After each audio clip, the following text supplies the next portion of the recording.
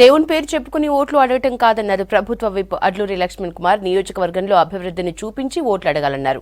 కేసీఆర్ పాలనలో మంత్రులకు అపాయింట్మెంట్ అవకాశం ఉండేదే కాదన్నారు. కరీంనగర్ టికెట్ కాదని ప్రజాసేవ కోసం నిజామాబాద్ నుంచి జీవన్ రెడ్డి పోటీ చేస్తున్నారని చెప్పారు లక్ష్మణ్. ఈ నెల 22న జీవన్ రెడ్డి నామినేషన్ కార్యక్రమానికి కార్యకర్తలు పెద్ద సంఖ్యలో హాజరు కావాలని పిలుపునిచ్చారు అడ్లూరి లక్ష్మణ్. రైతుల పక్షాన మనం ఉంటాం.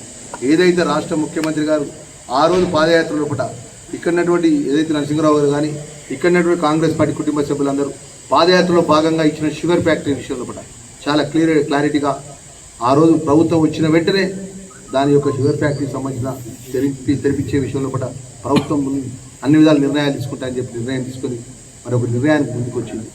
మరి దానికి జీవన్ రెడ్డి గారు ప్రత్యేకంగా చొరవ తీసుకున్నారు. నరసింహరావు గారు కానీ ఇక్కడ కాంగ్రెస్ పార్టీ శ్రేణులంతా కూడా చొరవ తీసుకున్నారు. పెద్దలు ఐటీ మినిస్టర్, ఇండస్ట్రీ మినిస్టర్ గారిని ప్రత్యేకంగా దానికి సంబంధించినటువంటి ఆ ఒక ఇండస్ట్రీ మినిస్టర్గా ఆ శాఖకు సంబంధించిన మంత్రి గారిని ప్రత్యేకంగా చొరవ చేసినారు. వారు 3 మీటింగ్లు చేసినారు.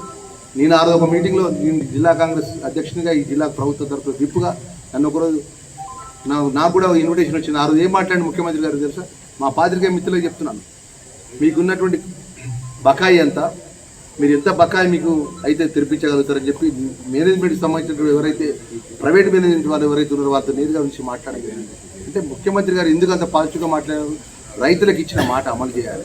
ఒక ముఖ్యమంత్రి కాకముందు ప్రజల మధ్యలో మేము ప్రజలకు ఏదైతే మేము ఎన్నికల్లో వాగ్దానం ఇచ్చినాం